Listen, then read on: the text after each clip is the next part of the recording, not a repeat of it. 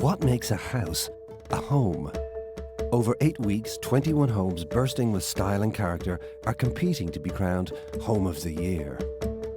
Tonight, the judges will visit the last 3 homes, scoring them based on functionality, individuality, and clever design.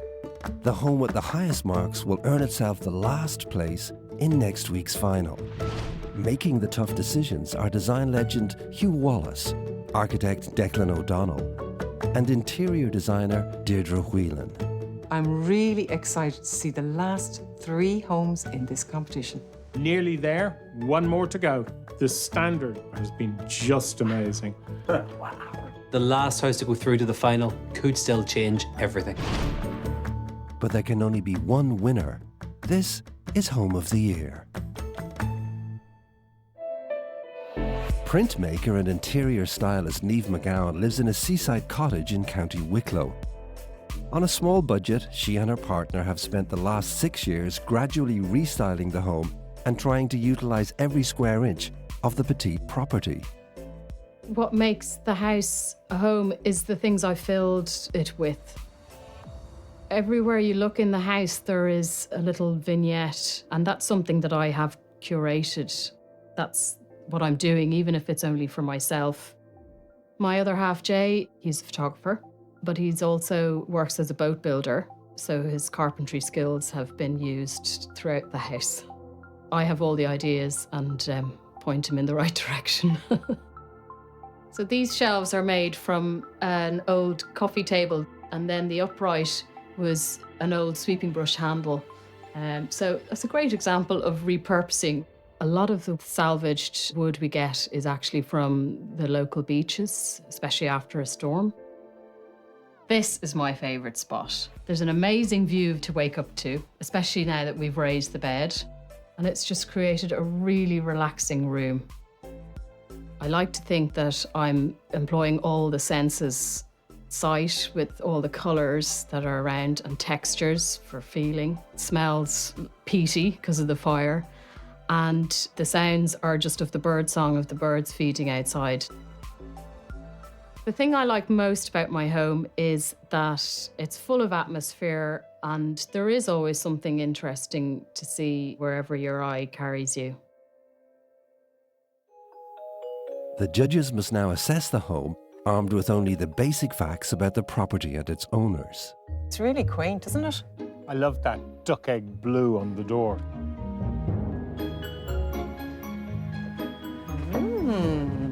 This is very atmospheric, isn't it? Full of character.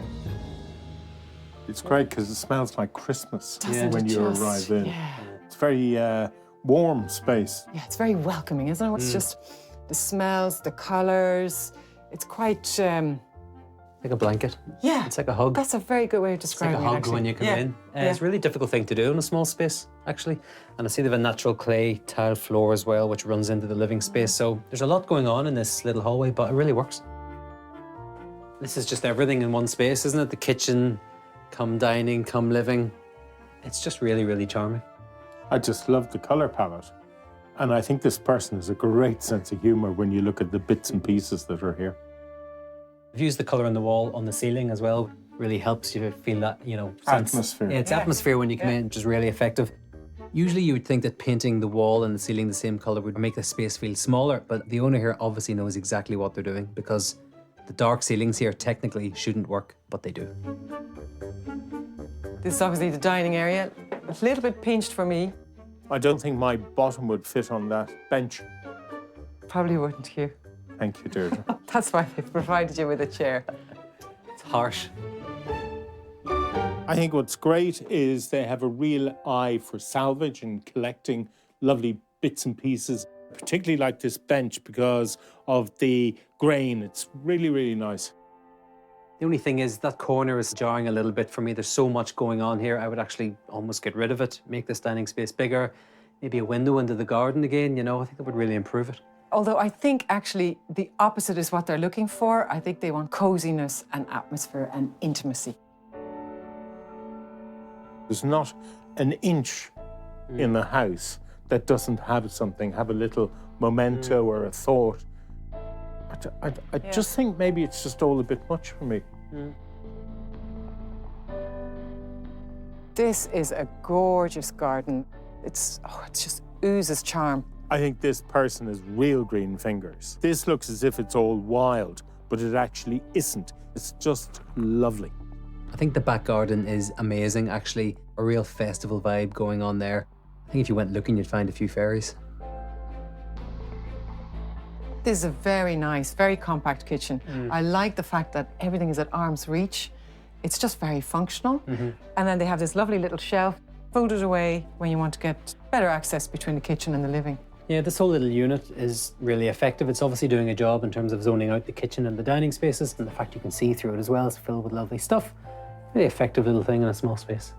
I think one of the most important things from this competition is actually getting a sense of the owner.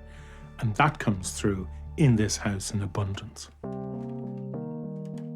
What a really cool bedroom. I just love the fact that the personality travelled up here. Yeah, and all those textures that we saw downstairs, they're in here as well. You've got that in the rug, you know, the gorgeous linen that they have in front. It's a really simple solution. Yeah. But I think they've been very clever about the storage in here. You know, it's the big window that kind of makes all of those natural fibres look amazing in natural light. And funnily enough, it's much less cluttered up here, but it's the same kind of style. And I wish I'd have seen that downstairs as well, because it's much more successful up here. Oh, look at this. Their favourite spot. I love the fact that the bed is so elevated and then that you get that view out the window. It's brilliant. Yeah, it's really cool. I think this piece sums up this owner. There you have the candle and the flowers, perfect colour. So when the flowers are gone or there's different flowers, the candle gets changed. That to me is attention to detail. The home will now be marked out of 10.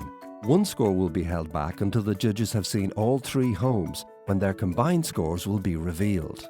The homeowner's personality oozes out from every corner of this home. This house is all about consistency, style and detail. I'd love the owner to come to my house and help me. I give this home an 8. A gorgeous little home with a super atmosphere both inside and out. And with the use of colours and textures, they've created a very intimate, cosy home. I'm going to give it an 8. This home is all about the little nooks and crannies that give it its unique character and really brings it to life. However, the style for me was a bit busy and a touch cluttered in places, but the owner is obviously very creative with real talent for making comfortable spaces within a very limited footprint. I thought there were loads of good ideas here. Pilates instructor Eva Berg and her 2 sons live in South Dublin. Their timber home was inspired by the 10 years Eva spent living in Norway.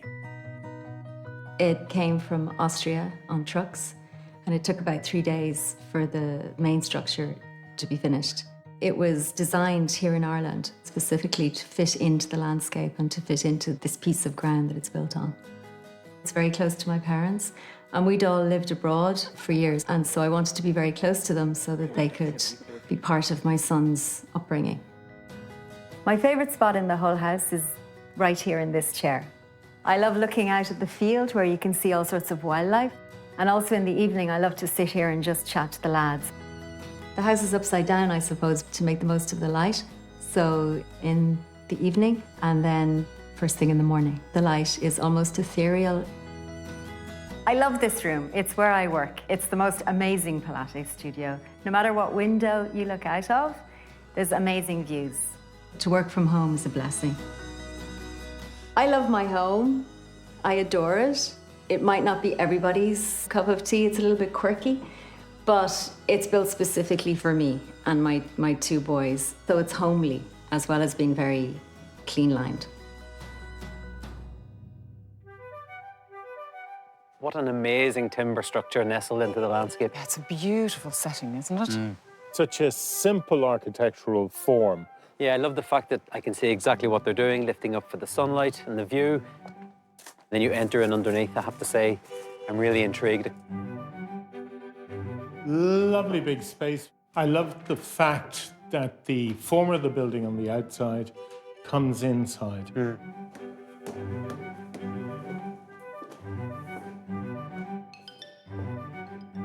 I knew coming in that the view was going to be good, and It certainly is. You've got great height as well when you come up. It's exactly what I was expecting and hoping for actually from the outside.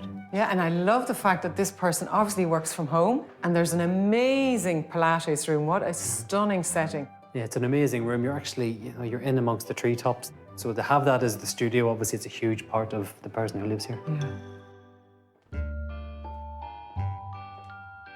What a lovely big room. I love the way the ceiling slopes away.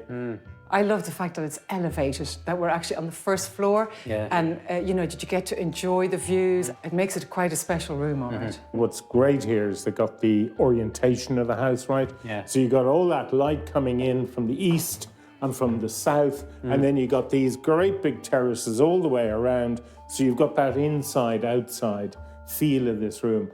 For me, however, the space is lacking warmth and fluffiness. I'd love a curtain. I think it needs texture, Hugh, to create a bit of atmosphere. It just needed a bit of colour and texture. Their favourite spot? I think it's fairly obvious to see why. I just love the idea of that field rising up from you. I like the fact that they have a fireplace in this room, but in some ways I don't understand why it's there. I would have put it over there so that when you come into the room, you'd have the fire lit, create immediate sense of atmosphere in here, and your cosy chair right beside it. And the thing is, if you had have done that, you could have extended that window across. This room is all about the view. You're up on level 1. It's why you live here. And at the minute, the fireplace is just in the way of that amazing view. The owner here really got things right when they decided to go with an upside-down layout. What that is living spaces up on the first floor because that's where the views are at. And my issue was the fireplace in the kitchen, it's just blocking all of that glorious sunlight. I just think this is great. Look at that. Walk-in fridge. It's an incredible thing to have. Yeah, it's very unusual to see that in Ireland. Perfect, Declan. Gone at last. Allow him to chill out. I could have left Declan in the fridge.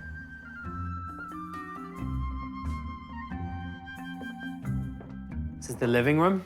Actually, it looks like a cinema room. They've got a nice chilled out kind of seating arrangement in here. For me, what works in this room is you've got those lovely big windows letting all that natural light in again. For me, however, I would have liked to seen some bravery in relation to some colour in here. Yeah, I agree. They're trying to create a warm and kind of tucked away little cinema room, and I think they've really done that here. It's just a bit flat for me. When you have a home like this, where the layout and the architecture are actually very good, it can be very difficult to have the same consistency in the interior design. Whoa. This is some bathroom, isn't it? They've given up this huge bit of the footprint for the bathroom, and there's architectural detail everywhere. That's luxury now, isn't it? Big bedroom, like the soft powdery blue that's on the walls. It's actually very calming and very restful in here. I think the room is great. Love the angle of the wall because I think it adds a bit of dynamics. Yeah. And I like the textures that they've used. The soft brushed cotton on the bed sheets and that kind of velour finish on the headboard. And look, you've even got access onto your own private terrace.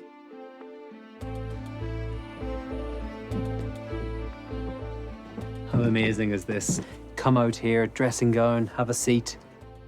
You can see the architecture here as well. You have this overhang that's just really beautiful. Again, the person really understands orientation. So this is about afternoon and evening sunshine with a great view. Yeah, well, the person who lives here is just really lucky. This is a great designed architectural home that nestles perfectly into the landscape. For me, there's an element of design consistency missing. However, the orientation and views have been maximised. I'm giving this home a 7. The potential here hit me as soon as I saw the architectural form outside. Beautiful cedar cladding with a raised roof capturing all that sunlight. Given the setting and the amazing views, I was really pleased that the owner went for an upside-down layout. Although in saying that, I feel that a few architectural and design details here and there really would have elevated this home onto another level. I'm giving it a 7. A very interesting home set in an idyllic location. I liked the very generous-sized bathroom and bedroom. However, I would have liked to have seen more colour and contrast throughout the rest of this home. Anya and Mick Sweeney live in Dublin with their 3 children and Anya's dad, Tim. The house was built in 1912, but in its renovation, interior designer Anya had a clear vision for how they needed it to work for their modern family. The layout of the house really appealed to us. The rooms were really good sizes, all high ceilings. Flow was very natural in the house. We felt that the house was, I think she was like a faded lady who'd been a little bit left behind. So we just wanted to put the building onto it that could kind of hold her up quietly. I didn't want some, young pup of an extension kind of coming on and fighting with her. From the bottom of the garden, when you look back up, the shape is just absolutely beautiful. I love that shape. With a humdinger of a project manager and interior designer, this woman here. I saw those windows maybe 10 years ago and I just fell in love with them. So we built the house around the windows? Pretty much. So this is probably the room that we use most. My dad, Mick and I and the kids. We play together, eat together, sometimes fight together, but it all happens here. This is really the heart of the home. Is he? This is our favourite spot. And very simply, that is because of the contrast from front to back. So we love it. We were of the mind. We wanted a dining room, but didn't want to be using it, 3 times a year. So we do use it a lot, even if it's just friends around for a glass of wine and takeaway. I've lived in over 30 different abodes throughout my life. This is the first place I'd call home. That's it for me. It's just fantastic. It's got everything. It's got... You're doing me cry. Stop. Yeah. There's a mixture of architectural styles here. It's kind of arts and crafts and Victorian. Very handsome. Yeah, and I love the double front door. What a stunning hall, isn't it? With the beautiful painted timber paneling. Love the floor. It's really crisp. I'm really pleased that they've kept the proportions of this hallway as it originally was.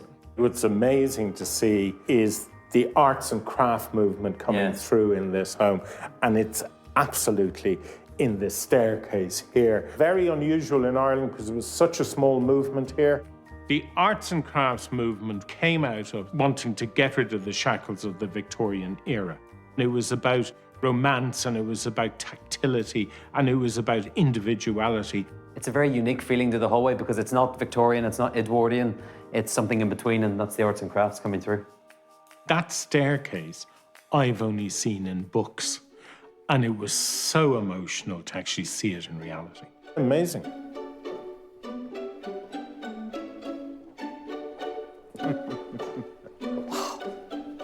Wasn't expecting this extension on in here.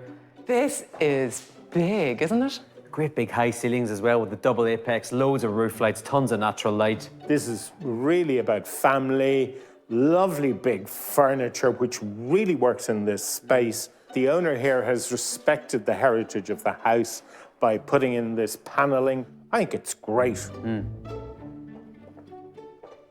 I love the fact that there's lots of different contrasting textures. They add another layer and bring character to a room. Actually, you can see here with the structure that they have, it's just a really simple form. And actually, with the layout and the zoning, they've done it very well, specifically with that wall that's behind you, because it marks this out as the dining space. There's a seating space over there. And actually, if that wall wasn't there, this would all just be one big room. I think this room could have done without that ye olde timber. That's actually a timber cladding on the structure. And it's in contrast to everything else, which is very elegant, very respectful of the house. I think it was unnecessary. I think it's actually adding a little bit of warmth. Usually I wouldn't like something like that, but here, I don't know why, it seems to work. This is the heart of the home, isn't it? You know, the big island unit. Love the marble top, and I love the fact that from here, you can see the family space, you can see the dining space, and, you know, you can imagine kids scurrying around on their bicycles around the island. Open plan is great for families because you can have everyone in the one space, but you need support spaces. Otherwise, you're in that room all the time and you'd go crazy. If you have the space, a dedicated dining room is like the ultimate luxury. It's kind of opulent and a bit fun and a bit kind of cheeky. The gorgeous carved table and the pearly leather upholstery. It's really delicious. And here we have their favourite spot. This is such a warm and cosy dining room. For me, what I really adore is the fact that they have this magnificent collection of antiques and furniture which they use on a daily basis. They're not precious. Yeah, and you can really see that right the way from the front all the way actually down to the bottom of the garden. And you have the whole story of the house through that, the old, the new, the mix of items as well. And I just love the fact that their favourite spot is in the old part of the house. We can really see the owner's understanding of this house, the modern extension and the respectful interior of the old home.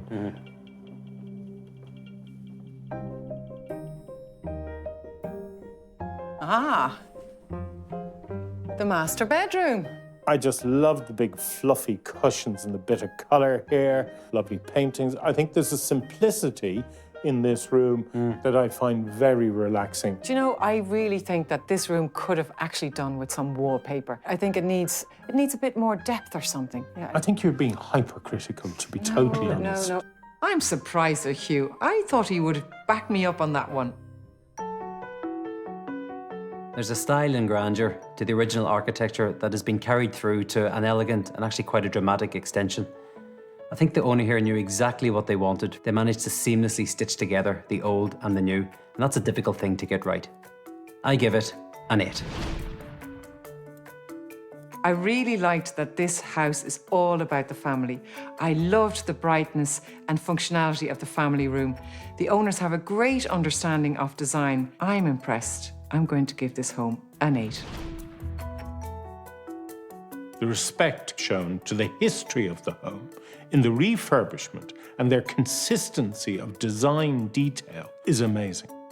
This is truly an outstanding family home. Now that the judges have viewed all 3 homes, it's time to see how they measure up against each other. First, Declan reveals what he gave the terraced cottage. This was pure personality. Every square inch was covered. It's quite a small footprint, but that didn't kind of limit their creativity. In fact, if anything, it ignited it. It was a bit busy for me in places, but no denying a really charming place. I give it a 7. I'm disappointed. I'd like to have seen a higher score. That's 2 8s and a 7, 23. Next, Deirdre reveals her score for the timber house. Stunning setting. I love the fact that it was an upside-down house. There was amazing balconies around the rooms, and the bedroom was gorgeous. The kitchen and the family room didn't have that atmosphere or colour that I was looking for, and I gave it a 6. That's a bit of a shock. That's a bit low. I agree. It had quite a bit to offer. That's 2 7s and a 6. That's 20. And finally, Hugh gives his score for the period home in Dublin. I think the owner's ability to understand the historical importance of his house is just amazing. And the way they've refurbished the home, put on the extension. I gave this home a 9. Wow, great big score.